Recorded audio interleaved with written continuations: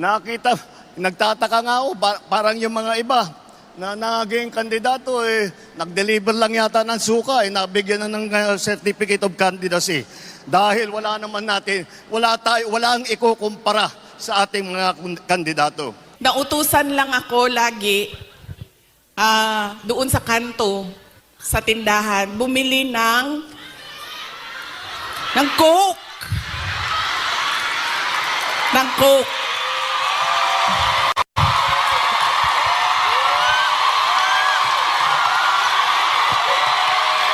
I'm sorry.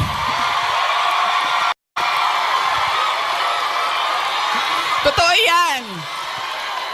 Hindi joke yan, ha? Totoo yan. Alam nyo, di ba, tag 5 pesos lang ang Coke noon? 1980s? Or less pa nga ata siguro? 5 pesos? O, mga 4 pesos ang Coke.